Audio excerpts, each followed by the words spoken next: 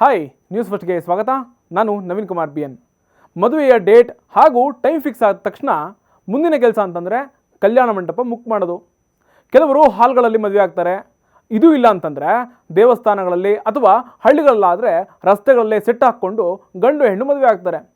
ಆದರೆ ನಮ್ಮ ಭಾರತ ದೇಶದ ಇತಿಹಾಸದಲ್ಲೇ ಫಾರ್ ದಿ ಫಸ್ಟ್ ಟೈಮ್ ದೇಶದ ಮನೆ ಅಂತ ಕರೆಸಿಕೊಳ್ಳೋ ರಾಷ್ಟ್ರಪತಿ ಭವನ ಮತ್ತೊಂದು ಐತಿಹಾಸಿಕ ಕ್ಷಣಕ್ಕೆ ಕಾರಣ ಆಗ್ತಾ ಇದೆ.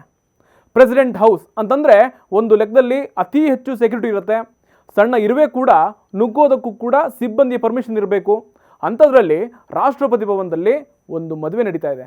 ದೇಶದಲ್ಲೇ ಮೊದಲ ಬಾರಿಗೆ ರಾಷ್ಟ್ರಪತಿ ಭವನದಲ್ಲಿ ನಡೀತಾ ಇರುವಂತಹ ಮದುವೆ ಸಂಭ್ರಮಕ್ಕೆ ಸಕಲ ಸಿದ್ಧತೆಗಳು ಜೋರಾಗಿ ನಡೀತಾ ಇದೆ. ರಾಷ್ಟ್ರಪತಿ ಭವನದಲ್ಲಿ ಕೆಲಸ ಮಾಡ್ತಾ ಇರೋ ಮಹಿಳಾ ಅಧಿಕಾರಿಯ ಮದುವೆಯನ್ನು ರಾಷ್ಟ್ರಪತಿ ಭವನದ ವ್ಯಾಪ್ತಿಯಲ್ಲಿ ನಡೆಸೋದಕ್ಕೆ ರಾಷ್ಟ್ರಪತಿ ದ್ರೌಪದಿ ಮುರ್ಮು ಅವರು ಅನುಮತಿ ಕೊಟ್ಟಿದ್ದಾರೆ. ಫೆಬ್ರವರಿ 12ನೇ ತಾರೀಕು ರಾಷ್ಟ್ರಪತಿ ಭವನದ ಆವರಣದಲ್ಲಿ ಅದ್ದೂರಿ ಮದುವೆ ನಡೀತಾ ಇದೆ. ರಾಷ್ಟ್ರಪತಿ ಭವನದಲ್ಲಿ ಪರ್ಸನಲ್ ಸೆಕ್ಯೂರಿಟಿ ಆಫೀಸರ್ ಆಗಿ ನೇಮಕಗೊಂಡಿರೋ CRPF ಆಫೀಸರ್ ಪೂನಂ ಗುಪ್ತಾ ಅವರ ಮದುವೆಯನ್ನು ರಾಷ್ಟ್ರಪತಿ ಭವನದಲ್ಲಿರೋ ಮದರ್ ತೆರೇಸಾ ಕ್ರೌನ್ ಕಾಂಪ್ಲೆಕ್ಸ್ನಲ್ಲಿ ನಡೆಸೋದಕ್ಕೆ ರಾಷ್ಟ್ರಪತಿ ಅವರು ಅನುಮತಿ ಕೊಟ್ಟಿದ್ದಾರೆ. ಖಡಕ್ ಆಫೀಸರ್ ಅಂತ ಹೆಸರು ಪಡೆದಿರೋ ಪೂನಂ ಗುಪ್ತಾ ಈ ಬಾರಿಯ ಗಣರಾಜ್ಯೋತ್ಸವ ಸಂದರ್ಭದ ಪರೇಡ್ನಲ್ಲಿ ಸಂಪೂರ್ಣವಾಗಿ ಮಹಿಳಾ ತುಕಡಿಗೆ ಇನ್ಚಾರ್ಜ್ ಆಗಿದ್ರು. ಪೂನಂ ಗುಪ್ತಾ ಅವರು ಜಮ್ಮು ಕಾಶ್ಮೀರದಲ್ಲಿ CRPF ಅಸಿಸ್ಟೆಂಟ್ ಕಮಾಂಡೆಂಟ್ ಆಗಿರುವ ಅವನೀಶ್ ಅವರ ಜೊತೆಗೆ ದಾಂಪತ್ಯ ಜೀವನ ಕಾಲಿಡ್ತಾ ಇದ್ದಾರೆ. ಆದರೆ ಈ ಮದುವೆಯಲ್ಲಿ ಕೆಲವು ಸ್ನೇಹಿತರು ಸಂಬಂಧಿಗಳು ಭಾಗಿಯಾಗೋದಕ್ಕೆ ಅವಕಾಶವನ್ನು ಕೊಡಲಾಗಿದೆ. ಮದುವೆ ಆಗ್ತಾ ಇರುವಂತಹ ಪೂನಂ ಗುಪ್ತಾ ಅವರ ನಡವಳಿಕೆ ಹಾಗೂ ಸೇವೆಯಿಂದ ಖುಷಿಪಟ್ಟಿರುವಂತಹ ರಾಷ್ಟ್ರಪತಿ ದ್ರೌಪದಿ ಮುರ್ಮು ಅವರೇ ಈ ಮದುವೆಗೆ ಗ್ರೀನ್ ಸಿಗ್ನಲ್ ಅನ್ನು ಕೊಟ್ಟಿದ್ದಾರೆ. ರಾಷ್ಟ್ರಪತಿ ಅವರಿಗೆ ಪೂನಂ ಅವರ ಮದುವೆ ವಿಚಾರ ಗೊತ್ತಾದ ಮೇಲೆ ಇವರ ಮದುವೆಯನ್ನು ರಾಷ್ಟ್ರಪತಿ ಭವನದ ಮದರ್ ತೆರೇಸಾ ಕ್ರೌನ್ ಕಾಂಪ್ಲೆಕ್ಸ್ನಲ್ಲಿ ನಡೆಸೋದಕ್ಕೆ ಒಪ್ಪಿಗೆ ಕೊಟ್ಟಿದ್ದಾರೆ. ಈ ಮದುವೆ ಕಾರ್ಯಕ್ರಮಕ್ಕೆ ಕೆಲವು ಆಯ್ಕೆ ಮಾಡಿದಂತಹ ಅತಿಥಿಗಳು ಭಾಗಿಯಾಗೋದಕ್ಕೆ ಹೇಳಿದ್ದಾರೆ.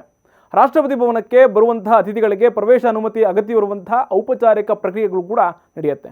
ಅಷ್ಟಕ್ಕೂ ಪೂನಂ ಗುಪ್ತಾ ಅವರು ಯಾರು ಅಂತಂದರೆ PSO ಪೂನಂ ಗುಪ್ತಾ ಗಣಿತದಲ್ಲಿ ಪದವಿ, ಇಂಗ್ಲಿಷ್ ಸಾಹಿತ್ಯದಲ್ಲಿ ಸ್ನಾತಕೋತ್ತರ ಪದವಿ ಹಾಗೂ ಗ್ವಾಲಿಯರ್ನ ಜಿವಾಜಿ ಯೂನಿವರ್ಸಿಟಿಯಿಂದ B.Ed ಪದವಿಯನ್ನು ಪಡ್ಕೊಂಡಿದ್ದಾರೆ.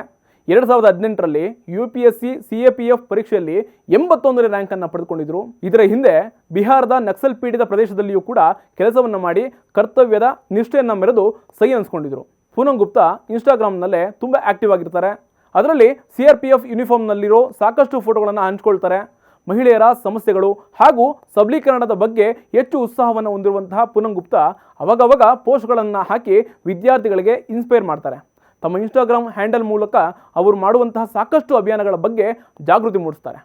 ಲೇಟೆಸ್ಟ್ಗಳಿಗಾಗಿ ನೋಡ್ತಾ ಇರಿ ನ್ಯೂಸ್ ಫಸ್ಟ್, ನಿರ್ಭೀತಿಯಿಂದ ನಿಮ್ಮ ಪರವಾಗಿ.